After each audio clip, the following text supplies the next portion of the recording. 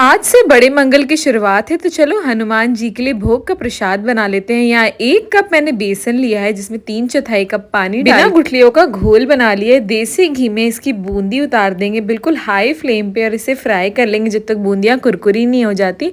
उसके बाद 1 कप चीनी, 1 कप पानी, इलायची, केसर के धागों के साथ केसरिया चाशनी बना लेंगे और बूंदी को इसमें लपेट लेंगे। काजू पिस्ता डाल के पतीले में निकाल लेंगे। तो आने वाले बड़े मंगल केसरिया बूंदी बनाओ, हनुमान जी को भोग लगाओ और इसके मजे उठाओ।